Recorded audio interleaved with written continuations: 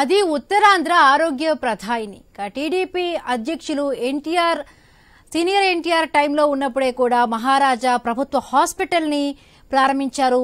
వెనుకబడిన ఉత్తరాంధ్రలో ఉమ్మడి విజయనగరం జిల్లాకే కాకుండా పక్కన ఉన్న ఒరిస్సా రాష్ట్ర ప్రజలకు కూడా వైద్య సేవలు అందిస్తోంది. ప్రభుత్వ హాస్పిటల్ నుంచి సార్వజనిక హాస్పిటల్ గా అప్గ్రేడ్ అయింది. దీనికి అనుబంధంగా ప్రభుత్వ వైద్య కళాశాల ఏర్పాటైంది. దీంతో అదనంగా మరింత మంది వైద్యులు అందుబాటులోకి వచ్చారు. కార్పొరేట్ స్థాయిలో చికిత్సలు అందించేందుకు ఆధునిక పరికరాలు అందుబాటులోకి వచ్చాయి. అత్యాధునిక వైద్య సేవలు అందుబాటులోకి ఉన్నాయి.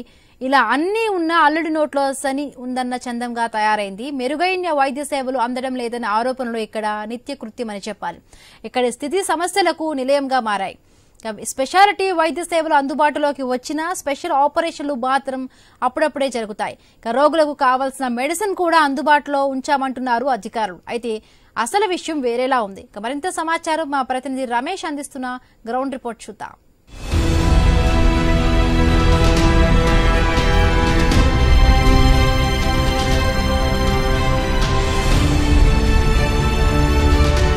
ఆరోగ్యమే మహాభాగ్యం అంటారు పెద్దలు. అయితే ఆస్తుపాస్తులు ఎన్నున్న ఆరోగ్య సమస్యలు ఉంటే ఆ జీవితం దుర్భరమనే చెప్పాలి.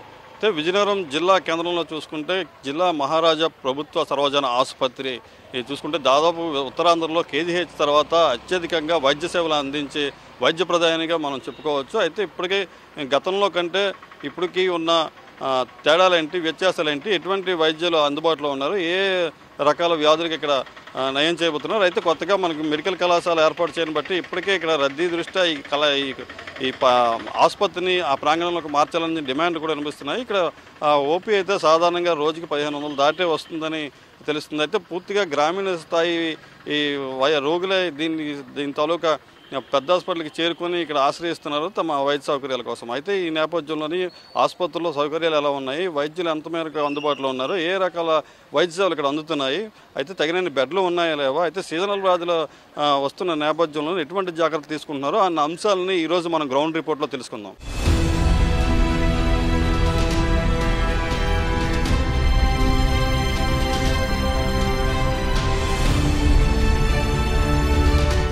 విజయనగరం జిల్లాలో విభిన్నమైన వాతావరణ పరిస్థితులు నెలకొంటున్నాయి. అయితే ఒక పూట వర్షం, ఒక పూట ఎండ, ఒక పూట మబ్బు, ఇలా రకరకాలుగా విభిన్నమైన వాతావరణ పరిస్థితులు నెలకొంటున్న నేపథ్యంలోని అయితే ఇప్పటికే సీజనల్ వ్యాధులు అయితే అధికంగా పెరిగినట్టే మనం చెప్తున్నాము. సీజనల్ వైజ్గా వచ్చే వ్యాధులు చలి, జ్వరం, డెంగ్యూ, మలేరియా వంటి వ్యాధులు కూడా అక్కడక్కడ కేసులు కూడా నమోదవుతున్నాయి. ఈ నేపథ్యంలోనే పెద్ద హాస్పిటల్లోని మన జిల్లా కేంద్ర ఆసుపత్రిలో మనం చూసుకుంటే ఒకే బెడ్పై 2-3 ట్రీట్మెంట్ అందించే పరిస్థితులు కూడా మనం చూస్తున్నాం. అయితే ఈ నేపథ్యంలో జిల్లా వ్యాప్తంగా ఇటువంటి వ్యాధులు రాకుండా ముందస్తుగా ఎటువంటి చర్యలు చేపడుతున్నారు, ఎక్కడెక్కడ సమస్యాత్మక ప్రాంతాలు ఉన్నాయి, ఏ ప్రాంతాల్లోని ప్రధానంగా వైద్య శిబిరాలు నిర్వహిస్తున్నారు, ఇటువంటి అంశాలను మనం తెలుసుకునేందుకు జిల్లా వైద్య ఆరోగ్య శాఖ అధికారి జీవనరాణి గారు మనతో ఉన్నారు. ఆవిడ అడిగి మరిన్ని వివరాలు తెలుసుకుందాము. ఇప్పుడు ఎలాగ ఉంది జిల్లా వ్యాప్తంగా ఈ సీజనల్ వ్యాధులు ప్రబలిన సమయంలోనే ఎటువంటి జాగ్రత్తలు తీసుకుంటున్నారు?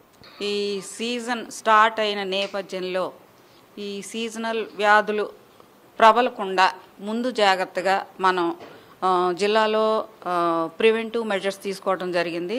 అది ప్రివెంటివ్ మెజర్స్ అంటే టువర్డ్స్ శానిటేషన్ కానీ, అదేవిధంగా అవేర్నెస్ క్యాంపెయిన్స్ కానీ, అదేవిధంగా ఎపిడమిక్ ఏమైనా వస్తే ఎదుర్కోవటానికి కావలసిన సిబ్బంది పరంగా కానీ, అదేవిధంగా డ్రగ్స్ పరంగా కానీ అన్ని రకాలుగా కూడా జిల్లాలో అప్రమత్తం చేశామండి.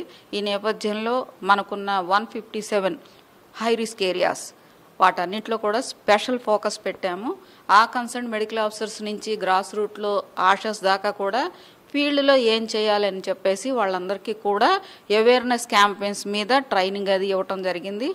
ఆర్ఆర్టీ టీమ్స్ కూడా అవేర్ చేసాం, అలర్ట్ చేసాం ప్రతి పిహెచ్సి నేపథ్యంలో. ఇప్పుడు మనం చూసుకుంటే జిల్లా వ్యాప్తంగా ఉన్న పిహెచ్సిలు, సిహెచ్సిలో వైద్య సదుపాయాలు ఏ మేరకు అందుతున్నాయి స్థానికంగా అంటే ఈ పిహెచ్సిలోని వైద్య సేవలు అంతే.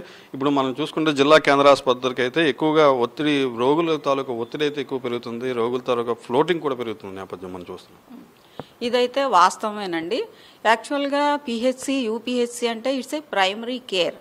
ప్రైమరీ కేర్ నేపథ్యంలో పిహెచ్సిలో, యూపీహెచ్సిలో కూడా వర్క్ అనేది వాళ్ళ లిమిట్లో according to guidelines, according to protocol, according to need అందరూ కూడా ఫుల్ఫిల్ చేయడం అనేది జరుగుతుంది. ఏ విధంగా చూసుకున్నా సరే సర్వీసెస్ అనేది కరెక్ట్గానే అందుతున్నాయి. ఈ జీజీహెచ్లో ఫ్లోటింగ్ అనేది ఎక్కువ అవుతుంది అనే మాట వాస్తవం. మన జిల్లా 20 లక్షలు పాపులేషన్ రఫ్గా మొత్తం అంతా కలిపి. ఈ రిఫరల్ కేసెస్ అనేది వేరియస్ అడ్జసెంట్ డిస్ట్రిక్ట్స్ నుంచి కూడా రావచ్చు. ఈ నేపథ్యంలో లోడ్ అనేది ఎక్కువగానే ఉంటుంది. అది రాకుండా ఏ విధమైన జాగ్రత్తలు తీసుకోవాలి అనే నేపథ్యంలో according to primary health side నేను కేర్ తీసుకుంటున్నాను. అదేవిధంగా DCH సైడ్ కూడా DCHS గారు అంటే సెకండరీ లెవెల్ హాస్పిటల్స్ CHCs కానీ ఏరియా హాస్పిటల్స్ కానీ వాళ్ళని కూడా అవేర్ చేస్తున్నాము ఈ లోడ్ అనేది స్ప్లిట్ చేయడానికి. గతంలో మనం చూసుకుంటే ఇంటింటి సర్వేలు చేపట్టి ఇంటింటికి ట్యాబ్లెట్లు గట్రా అందించేవారు. ఇప్పుడు ఈ సీజనల్ వ్యాధుల నేపథ్యంలోనే ఈ సిబ్బంది ఏమైనా ఇంటింటికి వెళ్ళి పరీక్షలు చేసి వాళ్ళకి తగిన మందులు ఏమైనా అందజేస్తున్నారా? ఫీవర్ సర్వే అనేది నడుస్తుందండి. ఇప్పుడు ఫీల్డ్లో ఫీవర్ సర్వే చేసే నేపథ్యంలో ప్రతి ఇంట్లో కూడా ఏ విధమైన డిసీజ్ ఏమన్నా ఉన్నాయా, ఫీవర్స్ ఉన్నాయా, డయేరియాస్ ఉన్నాయా, అదేవిధంగా వేరే విధమైన ఇష్యూస్ ఏమన్నా ఉన్నాయని చెప్పేసి మా స్టాఫ్ గ్రాస్ రూట్ లెవెల్లో వెరిఫై చేసి హౌస్ టు హౌస్ సర్వే చేస్తున్నారు. ఈ నేపథ్యంలో ఫీవర్ కేసెస్ అది ఐసోలేట్ అయినాయి, అవన్నీ కూడా ట్రీట్మెంట్ అది ఇస్తున్నాము ఆఫ్టర్ ల్యాబ్ డయాగ్నోస్టిక్స్. మీరు ఇప్పుడు గతంలో లాగా చూసుకుంటే ఇప్పుడు కొంచెం భిన్న వాతావరణాలు ఉన్నాయి మన జిల్లా వ్యాప్తంగా చూసుకుంటే. అయితే ఈ ఫీవర్స్ వీటి నేపథ్యంలో కాకుండా కొత్తగా ఇచ్చింగ్ అంటే ఒంటి మీద దురదలు, అదేవిధంగా హెడ్ఏక్, తీవ్రమైన హెడ్ఏక్, పార్సు నొప్పులు ఇటువంటివి కూడా ఈ సీజన్లో ఎక్కువగా ఉన్నాయి. దీని మీద ఏమైనా దృష్టి సారించారు? అంటే ఈ హెడేక్, పార్సు నొప్పి లేకపోతే ఎలర్జీ అని మీరు చెప్తున్నది దానికంటూ వేరియస్ రీజన్స్ ఉంటాయండి. అది ఒక్కొక్కసారి ఎలర్జిక్గా కూడా రావచ్చు. ఈ నేపథ్యంలో అసలు పేషెంట్ని ఎగ్జామిన్ చేసి తను ఏ విధమైన ఎన్విరాన్మెంట్లో ఉన్నారు, ఏ విధమైన ఇష్యూస్కి తను స్ట్రెస్లో ఉన్నారా, ఇదంతా కూడా ఎక్స్క్లూడ్ చేసిన తర్వాత బేసిక్ లైన్ ట్రీట్మెంట్లో స్టార్ట్ చేసి అదంతా కూడా మనం క్లియర్ చేసుకోవచ్చండి. దీంట్లో పెద్ద ప్రాబ్లం అనేది ఏమీ ఉండదు. ఇప్పుడు చివరిగా చూసుకుంటే పిహెచ్ఎల్ అంటే కేంద్ర హాస్పిటల్ ఇప్పుడు పార్వతీపురం జిల్లా కూడా జిల్లాగా ఏర్పడింది, అక్కడ కూడా ఆసుపత్రులు ఉన్నాయి. అయితే ఇక్కడ మన జిల్లా కేంద్ర ఆసుపత్రి ఇలా మనం చూసుకుంటే వివిధ రకాల పేదరికులు గ్రామీణ నేపథ్యం వాళ్ళు ఎక్కువగా వస్తుంటారు. అయితే ఎక్కువగా పార్వతీపురం వస్తే ఎక్కడికి రెఫరల్, ఎక్కడికి వస్తే కేజీహెచ్ రెఫరల్ అని చూస్తున్నారు తప్ప పూర్తి స్థాయిలో వాళ్ళకి వైద్యం అందట్లేదన్న ఆరోపణలు అయితే వినపడుతున్నాయి. ఆరోపణలు అయితే వినవస్తున్నాయి అని చెప్పేసి ఇవి కూడా మాకు నోటీసులోకి రావడం జరిగింది. యాజ్ ఏ హెడ్గా ఎంతవరకు అవి కరెక్టు, వాటి జస్టిఫికేషన్ ఏంటి అని చెప్పేసి మొన్న కలెక్టర్ గారు మీటింగ్లో కూడా అడగటం జరిగింది. హాస్పిటల్ సూపరింటెండెంట్, DCHS, నేను ప్రిన్సిపల్ మేడం కూడా ఇష్యూ మీద డిస్కస్ చేశామండి.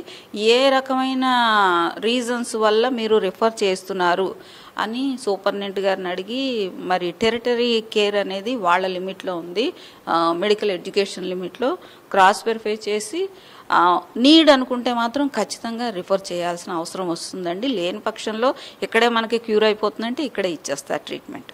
ఇక్కడ ఈ దోమలు, ఏగలు ఎక్కువగా అధికంగా ఉన్న సమయంలో సీజనల్ వ్యాధి అధికంగా ఇప్పుడు డయేరియా, మలేరియా వంటి వాళ్ళు గతంలో చూసుకుంటే మనం దోమతెరలు కూడా పంపిణీ గట్రా చేసేవారు సమస్యాత్మక ప్రాంతంలో. ఇప్పుడు అటువంటి చర్యలు ఏమైనా తీసుకుంటున్నారా? వీటి నుంచి ఎటువంటి జాగ్రత్తలు తీసుకుంటే ప్రజలు బయటపడే అవకాశం ఉంది? దోమతెరలు అనేది ఇప్పుడు వెక్టర్ బోర్న్ డిసీజెస్ని కంట్రోల్ చేసే నేపథ్యంలో దోమతెరలు అనేది మనం ఇష్యూ చేయడం జరిగింది. స్టేట్ నుంచి కూడా ఇంకా వస్తున్నాయని చెప్పి ఇష్యూ చేస్తున్నారండి. బహుశా ఆందిబే అనుకుంటాను నేను, స్టేట్ నుంచి ఇన్ఫర్మేషన్ వచ్చింది. ఈ నేపథ్యంలో మన చుట్టూ ఉన్న పరిసరాల శుభ్రత ఉండాలి, మనకంటూ ఒక బేసిక్ రెస్పాన్సిబిలిటీ ఉండాలి. అది కూడా మనం దోమల నుంచి కాపాడాలి, మనల్ని మనం కాపాడుకోవాలని ఒక ఇంటర్నల్గా ఒక ఆలోచన ఉండాలి. ఈ నేపథ్యంలో గవర్నమెంట్ వారు మెడికల్ అండ్ హెల్త్ సైడ్ ఇచ్చే సర్వీసెస్తో పాటు ఒక బేసిక్ రెస్పాన్సిబిలిటీ కింద ప్రతి సిటిజన్ తీసుకోవాలండి. అప్పుడు మనం బాగుంటాం, మన చుట్టూ ఉన్న వాళ్ళు బాగుంటారు, మన సొసైటీ బాగుంటుంది. ఇది మనం చూసుకున్నట్టయితే జిల్లా వ్యాప్తంగా ఇప్పటికే సీజనల్ వ్యాధులు కానీ ఎటువంటి సంబంధిత వ్యాధులు వచ్చినా సిద్ధంగా ఉన్నామని, ఎటువంటి రాకుండా ముందు ప్రివెంట్ చర్యలు కూడా చేపడుతున్నాము. అదేవిధంగా అటు ఒక మందులు, ఒక వైద్యులు, అన్ని రకాల పరికరాలు కూడా అందుబాటులో ఉన్నాయి, అంతా సిద్ధంగా ఉన్నారు. అయితే ఇటు ప్రభుత్వాలు, వైద్యాధికారులు, వైద్యులు చేసే పని కాకుండా ప్రతి ఒక్క పౌరుడు తమ వంతు బాధ్యతగా తాము కూడా తమ పరిసరాలను పరిశుభ్రంగా ఉంచుకుని దోమల నివారణకి తాము కూడా చర్యలు చేపట్టి రోగ నిరోధక శక్తి పెంచుకునేదిగా, ఇమ్యూనిటీ పెంచుకునే విధంగా ఆహార అలవాట్లు కూడా మార్చుకుని వాళ్ళ ఆరోగ్యంగా ఉండాలని చెప్పేసి అధికారులు మనతో చెప్తున్నారు.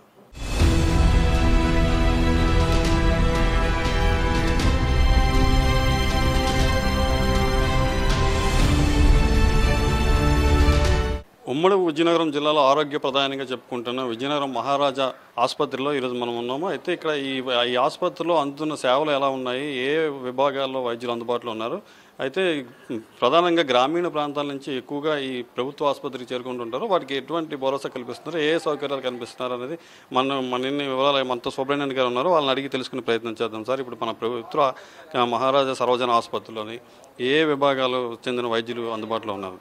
మన ఈ గవర్నమెంట్ జనరల్ హాస్పిటల్లో ముఖ్యంగా జనరల్ మెడిసిన్ 4 యూనిట్స్ చేస్తున్నాయి. జనరల్ మెడిసిన్ సంబంధించి ఇక్కడ మనకి 120 బెడ్స్ ఉన్నాయి ఐసీయూలో కలుపుకొని. అలాగే జనరల్ సర్జరీ కూడా 4 యూనిట్స్ ఉన్నాయి. 4 యూనిట్స్లో ఒక ప్రొఫెసర్, అసోసియేట్ ప్రొఫెసర్, అసిస్టెంట్స్ ఉంటుంటారు. జనరల్ సర్జరీలో కూడా 120 బెడ్స్ ఉన్నాయి జనరల్గా. వీటితో పాటు సైకియాట్రీ, డెర్మటాలజీ, పల్మనాలజీ ఇలాగ మెడికల్ రిలేటెడ్ ఉన్నాయి. సర్జరీ కూడా ఈఎన్టీ, ఆప్థమాలజీ ఇలా సర్జరీ రిలేటెడ్ వార్డ్స్ అన్నీ ఉన్నాయి. వీటితో పాటు సూపర్ స్పెషాలిటీస్ కూడా మన గవర్నమెంట్ జనరల్ హాస్పిటల్ తర్వాత మెడికల్ కాలేజ్ టీచింగ్ హాస్పిటల్ అయినందువలన సూపర్ స్పెషాలిటీ కూడా neuro medicine, neuro surgery, urology, nephrology and medical oncology 5 బ్రాంచ్లకు సంబంధించి సూపర్ స్పెషాలిటీ ఉన్నారు. వాళ్ళు కూడా వారానికి 3 రోజులు మన ఓపీ అనేది రన్ చేస్తున్నాం. ముఖ్యంగా ఈ వర్షాకాలం అయినందువలన మనకి వాటర్ రిలేటెడ్ వ్యాధులు అనేవి కొంచెం వస్తున్నాయి.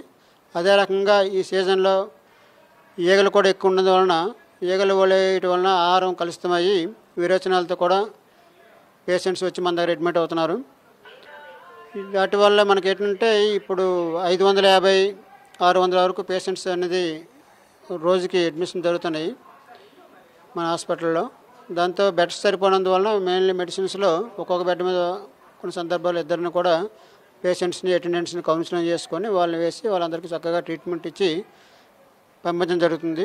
ఈ సీజనల్గా వచ్చే డిసీజెస్ కోసమని ప్రభుత్వం ఆదేశాల మేరకు అన్ని రకాల మందులు అలాగే ఐవీ ఫ్లూయిడ్స్ కూడా రెడీ చేసి సఫిషియెంట్ స్టాక్ని మెయింటైన్ చేశాము.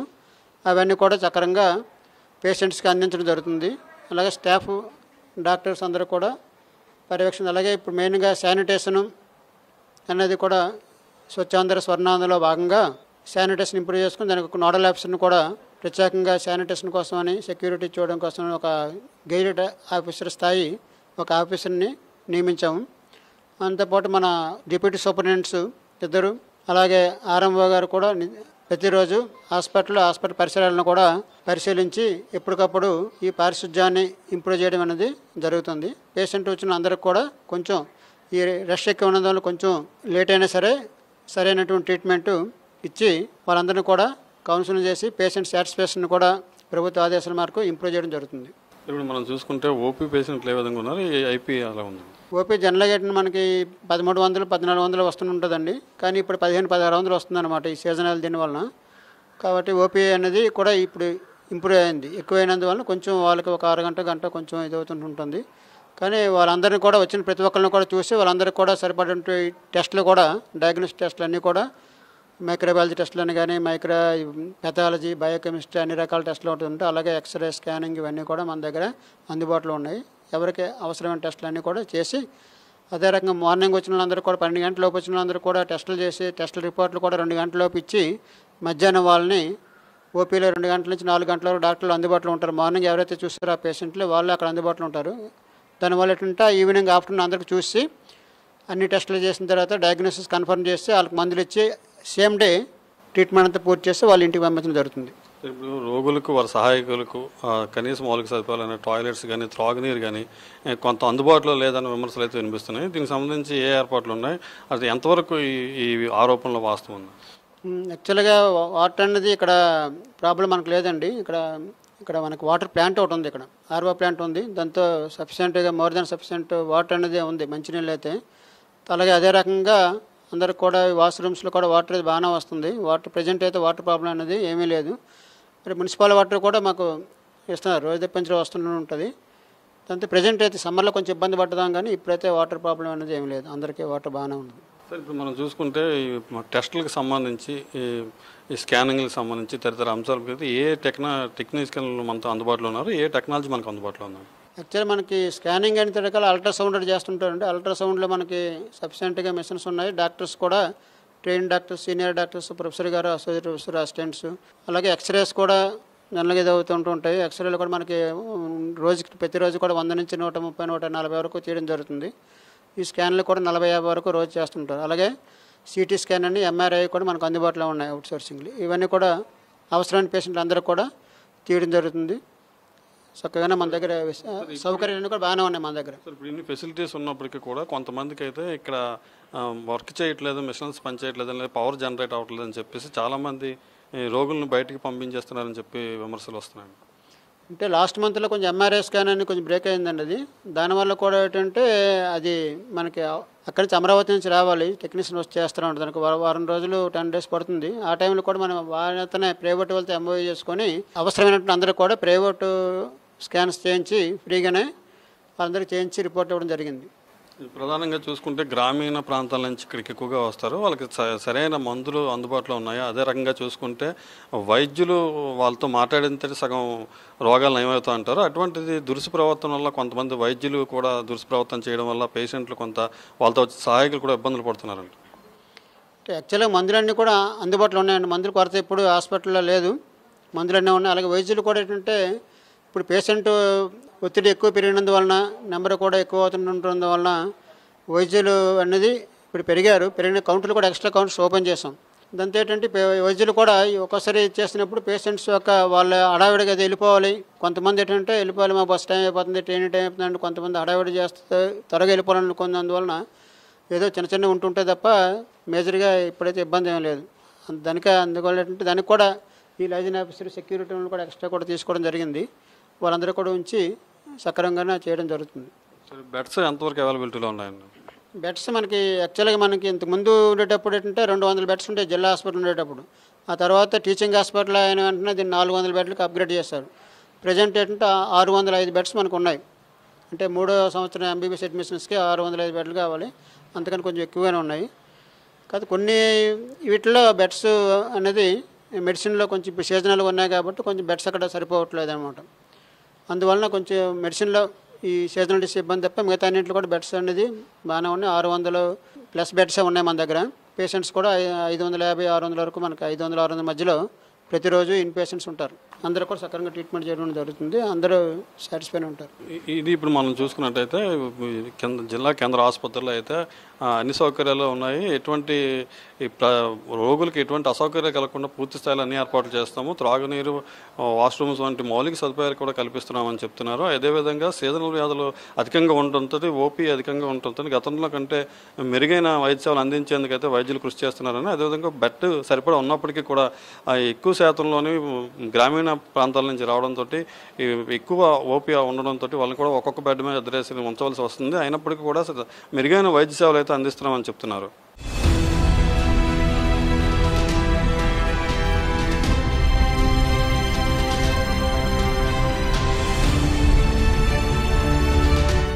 ప్రభుత్వ సర్వజన ఆసుపత్రి అయితే ఇక్కడ వైద్యం అన్నది మేడిపండి చందంగా ఉన్నదని పలు సంఘాలు అయితే ఆరోపిస్తున్నాయి. అయితే వైద్యాధికారులు అయితేనేమి, ఆసుపత్రి ఉన్నతాధికారులు అయితేనేమి, జిల్లా వైద్యాధికారులు అయితేనేమి అయితే అన్ని సౌకర్యాలు ఉన్నాయి, అన్నీ అందుబాటులో ఉన్నాయి అని చెప్తున్నప్పటికీ ఇప్పటికీ ఒకే బెడ్ మీద 2-3 ఉంచి వైద్యం అందించడం, అదేవిధంగా మందులు అయితే సరైన ఒక ప్రిస్క్రిప్షన్లో 10 మందులు రాస్తే ఒక 3 మందులు బయట కొనుక్కోమని చెప్పే విధంగా ఇక్కడ అవుతున్నాయి. అయితే ఒక రకంగా చూసుకుంటే వాచ్మెన్ దగ్గర నుంచి వార్డ్ బాయ్ వరకు ప్రతి ఒక్కరు చేదరించుకునే పరిస్థితులు ఎదుర్కొంటున్నారు సామాన్య రోగులు. అయితే దీనికి సంబంధించి మనతో కొంతమంది ఉన్నారు. అయితే ఇప్పుడు జిల్లా సర్వజన ఆసుపత్రిలోని వ్యవస్థ ఎలా ఉంది, ఈ వైద్యం చెప్తున్నట్టుగా అందుతుందా లేదా?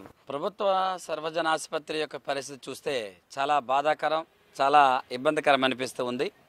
ప్రభుత్వ సర్వజన ఆసుపత్రికి వచ్చే వాళ్ళు అంతమంది కూడా చాలా పేదవాళ్ళు, గ్రామీణ ప్రాంతం నుంచి వస్తూ ఉంటారు.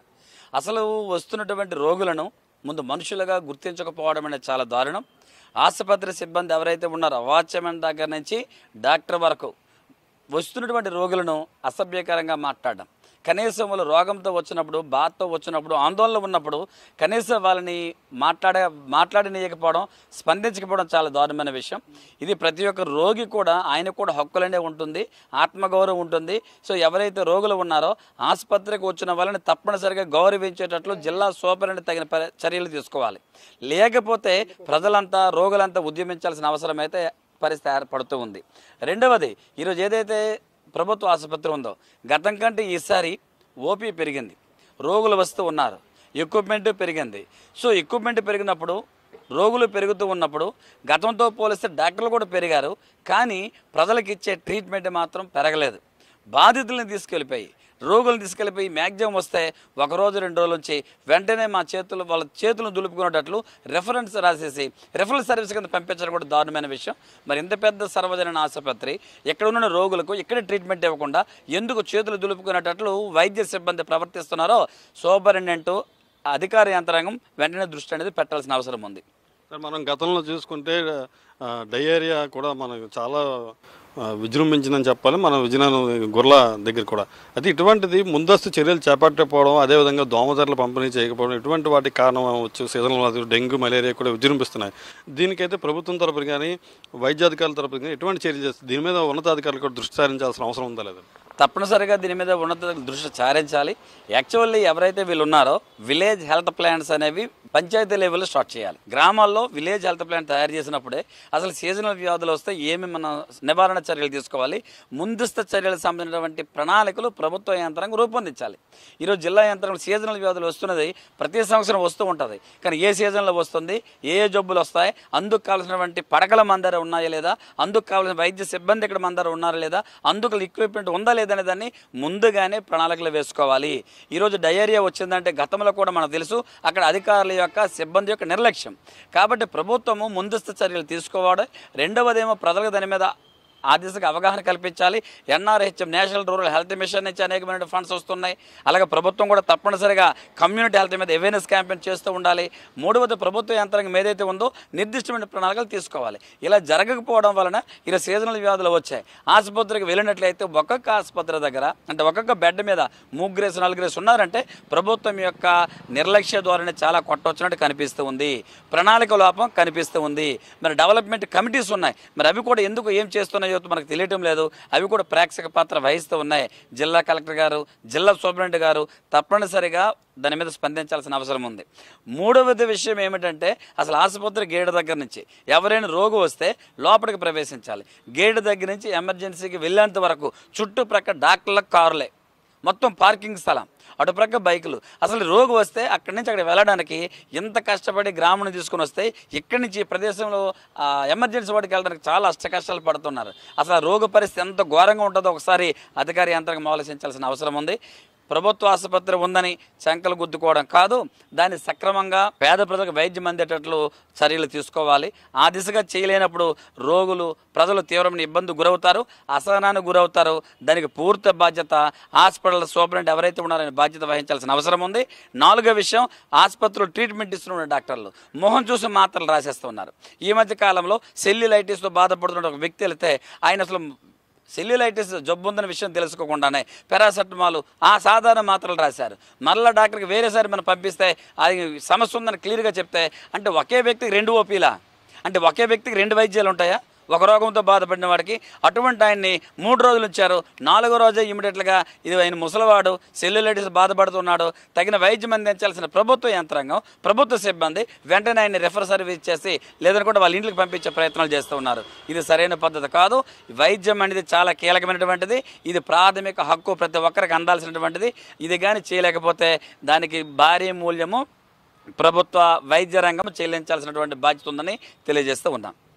ఇప్పుడు మనం చూసుకుంటే ప్రభుత్వంకి ప్రతి ఒక్కరికి, ప్రతి పౌరుడికి వైద్యం అనేది ఒక ప్రాథమిక హక్కుని. అయితే ఇప్పుడు వైద్యులు కానీ, అటు వైద్య సిబ్బంది కానీ, ఇతర సిబ్బందులు కానీ వాళ్ళని చులకనగా చూడడం అన్నది చట్టరీత్యా నేరం అని చెప్తున్నారు. ఒక రకంగా వ్యక్తి వెళ్తే వాళ్ళ మొహం చూసి సాధారణంగా పారాసిటమాల్ అని కానీ ఇటువంటి మాత్రలు అయితే ఇచ్చి ట్రీట్మెంట్ చేస్తున్నారు. పూర్తి స్థాయిలో పరీక్షలు నిర్వహించి అతని లోపం ఎక్కడ ఉంది, అనారోగ్యానికి కారణాలు ఏంటి అనేది క్షేత్రస్థాయిలో పరిశీలించట్లేదని చెప్పేసి ఆరోపణలు వెలువెత్తున్నాయి.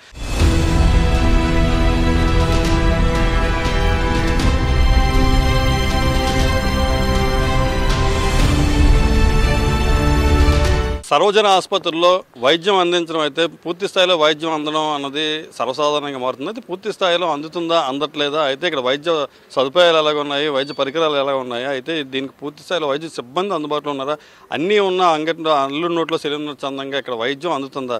తదితర అంశాల మీద మనతో పాటు కొంతమంది నాయకులు ఉన్నారు, వాళ్ళని అడిగి తెలుసుకుందాం. ఇప్పుడు విజయనగరం సర్వజన ఆసుపత్రిలోని దాదాపుగా పేద మధ్యతరగతి వారే ప్రభుత్వ ఆసుపత్రిలో వచ్చి వైద్యం చేయించుకుంటారు. అయితే అక్కడ ఉన్న పరిస్థితులు ఏంటి, ఇక్కడ కూడా వైద్య సేవలు ఏంటండి? ఈరోజు విజయనగరం జిల్లా కేంద్రంలో ఉన్నటువంటి ప్రభుత్వ జిల్లా కేంద్ర ఆసుపత్రి ఈరోజు సర్వజన ఆసుపత్రిగా అప్గ్రేడ్ అయినప్పటికీ కూడా ఈరోజు సౌకర్యాలు అయితే మాత్రం అంతంత మాత్రంగా ఉన్నాయి. ఈరోజు జిల్లా వ్యాప్తంగానే కాదు, ఈరోజు ఉమ్మడి జిల్లా వ్యాప్తంగా కూడా కొన్ని వేల మంది ప్రతిరోజు కూడా ఈ యొక్క ఆసుపత్రుల్లోకి వచ్చి వైద్యం చేయించుకుంటారు. వాళ్ళందరూ కూడా సామాన్య పేద కుటుంబాలకు సంబంధించినటువంటి వారు. కానీ వచ్చిన వారికి పూర్తి స్థాయిలో ఇక్కడైతే వైద్య సౌకర్యాలు అందకపోవడంతో తీవ్ర నిరాశపడుతున్నారు. వాళ్ళు ప్రైవేట్ హాస్పిటల్కి వెళ్ళలేరు. అదేవిధంగా ఈ హాస్పిటల్లో వైద్యం చేయించుకోవాలంటే ఒక బెడ్ మీద 2-3 పడుకునే పరిస్థితి ఈరోజు నెలకొంది. పూర్తి స్థాయిలో మందులు అందుబాటు లేవు. 4 మందులు రాస్తే 2 మందులు అక్కడ ఉంటాయి, మిగతా మందులు బయట కొనుక్కోవాల్సిన పరిస్థితి. ల్యాబ్లో పూర్తి స్థాయిలో సౌకర్యం లేక బయట టెస్టులు చేయించుకోవాల్సినటువంటి దుస్థితి. ఈ విధంగా ఏ విషయంలో కూడా ఈరోజు సర్వజన ఆసుపత్రిలో పూర్తి స్థాయి సౌకర్యాలు లేకపోవడం వల్ల ఈ 2 జిల్లాల నుండి వస్తున్నటువంటి అనేక మంది పేద కుటుంబాలకు చెందినటువంటి ఈ యొక్క సామాన్యులంతా కూడా తీవ్ర ఇబ్బందులు పడుతున్న పరిస్థితి. అలాగని ప్రైవేట్ ఆసుపత్రులకు వెళ్ళి వైద్యం చేయించుకోలేని దుస్థితిలో ఈరోజు ఉన్నారు. కాబట్టి ఎప్పటికైనా సరే పాలకులు కానీ ఇటు అధికారులు కానీ పూర్తి స్థాయిలో దృష్టి పెట్టి పూర్తి స్థాయిలో అక్కడ సౌకర్యాలు కల్పించాలని మేము జిల్లా ప్రజానీకం తరఫున కోరుతున్నాం. ఒక రకంగా చూసుకుంటే అప్గ్రేడ్ అయింది, మెడిసిన్స్ ఉన్నాయి, అన్నీ అందుబాటులో ఉన్నాయని చెప్పి ఒక రకంగా అయితే వైద్యులు చెప్తున్నారు. అయితే ఇప్పటికీ సీజనల్ వ్యాధి ముందస్తు జాగ్రత్త చర్యలు చేపట్టకపోవడం వల్లే ప్రతి ఏడాది ఇలాగే జరుగుతుందని విమర్శలు అయితే వినిపిస్తున్నాయి. దీన్ని బట్టి మీరు సీజన్ మారింది, సీజనల్ వ్యాధులు కూడా ఈరోజు విజృంభిస్తున్న పరిస్థితుల్లో ఈరోజు అనేక మంది ఈ హాస్పిటల్కు వస్తున్నారు. అయినా కూడా డాక్టర్లు అయితే పూర్తి స్థాయిలో అన్ని అందుబాటులో ఉన్నాయి, బాగానే ఉంది వైద్యం అని చెప్తున్నారు. కానీ క్షేత్రస్థాయిలో పరిశీలిస్తే ఆ స్థాయిలో వైద్యులు ఈ యొక్క రోగులకైతే వైద్యం అందే పరిస్థితి అయితే లేదు. ఈరోజు జిల్లా వ్యాప్తంగా కూడా అనేక అంటు రోగాలు సీజనల్ వ్యాధులు ప్రబలే పరిస్థితి ఉంది. దీంతో ఈరోజు అనేక గ్రామాల్లోనే మరి ఈ యొక్క వైద్యం పడకేసింది. ఈ పరిస్థితుల్లో మరి పేద సామాన్యులకి పెద్ద దిక్కైనటువంటి సర్వజన ఆసుపత్రిలో పూర్తి స్థాయిలో సౌకర్యాలు కల్పించి ఈ సీజనల్ వ్యాధుల బారి నుండి ఈ జిల్లా ప్రజానీకాన్ని కాపాడాల్సిన బాధ్యత ఇక్కడ ఉన్నటువంటి అధికారులు ప్రజలు కొంత కనుక ఆ దిశగా ఆలోచన చేయాలని మేము కోరుతున్నాం. ఇది మనం చూసుకుంటే ముందస్తు ప్రణాళికతో సీజనల్ వారీగా వచ్చే వ్యాధులను అరికట్టేందుకు ముందుగా అధికారులు అయితే క్షేత్రస్థాయి నుంచి చర్యలు చేపట్టాలని చెప్తున్నారు.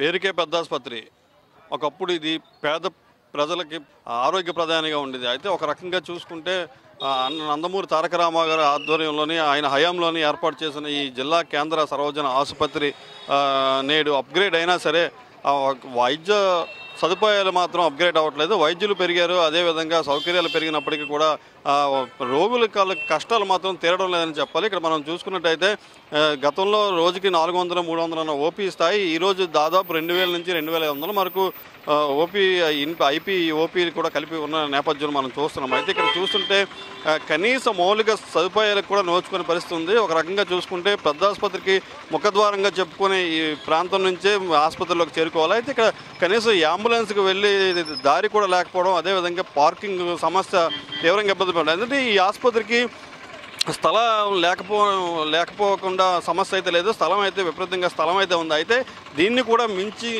ఈరోజు ఇక్కడికి రోగులు రావడం చూస్తుంటే మనం గత ఏడాది కాలంగా ఇదే పరిస్థితి నెలకొంది. అయితే ఇక్కడ పార్కింగ్ సమస్య తీవ్రంగా వేధిస్తుంది. ఒక రకంగా చూసుకుంటే ప్రాణాపాయ స్థితిలోని అంబులెన్స్ నుంచి రోగులను తీసుకొస్తున్నా సరే గేట్ దగ్గర నుంచి ఆసుపత్రిలోకి చేరుకోవడానికి కూడా తీవ్ర ఇబ్బందులు పడుతున్నారు. ఇక్కడ సెక్యూరిటీ సిబ్బంది కూడా ఈ పార్కింగ్ ఒక సరిచేయలేక నానా అగచాట్లు పడుతున్న నేపథ్యం మనం చూస్తున్నాం. ఒక రకంగా చూసుకుంటే ఇప్పుడు ఆసుపత్రిలోకి వెళ్తే అయితే సరైన బెడ్లు కానీ సరైన వైద్య సేవలు కానీ అందట్లేదని చెప్పి రోగులుగా అసంతృప్తి వ్యక్తం చేస్తున్నారు. అధికారులు అన్నీ బాగానే ఉన్నాయి, మేడిపండు చూడ మేడిమైండు, పట్టువైపు చూడ పరుగులుండు అన్న చందంగా అధికారులు వివరణలు ఇస్తున్నప్పటికీ లోపలికి మనం చూసుకున్నట్టయితే ఒక రకంగా కనీస మౌలిక సదుపాయాలైన త్రాగునీరు, అదేవిధంగా బెడ్ దగ్గర ఉన్న ఫ్యాన్లు కానీ కరెంటు సౌకర్యం కానీ విద్యుత్ సౌకర్యం కానీ ఒక రకంగా చూసుకుంటే టాయిలెట్స్ కూడా నిర్దాక్షిణ్యంగా ఉన్నాయి. అయితే ఇప్పుడు రోగులకి రోగు సహాయాలకు కూడా ఈ చేదరింపులు అయితే తప్పడం లేదు సిబ్బంది తరపు నుంచి అని చెప్తున్నారు.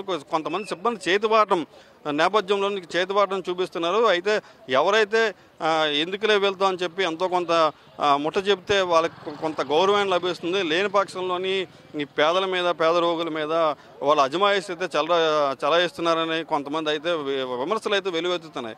ఉన్నతాధికారులు కానీ అటు ఒక ప్రభుత్వం కానీ స్థానిక శాసనసభ్యులు కానీ ఇలా ప్రజాప్రతినిధులు కానీ అందరూ దీని మీద దృష్టి సారిస్తే ఒక రకంగా పేద ప్రజలకు సహాయం చేసినట్టయితే అవుతుంది. అయితే దీని రకంగా చూసుకుంటే ఈ ఆసుపత్రుల్లో అయితే వైద్య సేవలు అయితే అందుతున్నాయి తప్ప దీని నుంచి ప్రైవేట్ క్లినిక్లకి అయితే రెఫరెన్స్ వెళ్తున్నాయని చెప్పేసి ఇక్కడ వైద్యులు కూడా కొంతమంది ప్రైవేట్ క్లినిక్ల ద్వారా తమను అక్కడికి రమ్మంటున్నారని చెప్పేసి కూడా కొంతమంది ఆవేదన వ్యక్తం చేస్తున్నారు. దీని మీద ఇప్పటికైనా అధికారులు చొరవ తీసుకుని పేదలకి నిరుపేదలకి వైద్యం అందేలా చర్యలు చేపట్టాలని పలువురు డిమాండ్ చేస్తున్నారు. కెమెరామెన్ మధుసూదన్ రెడ్డితో రమేష్, ఐ న్యూస్. ఇది ఈరోజు గ్రౌండ్ రిపోర్ట్లో మనం తెలుసుకున్న విషయాలు.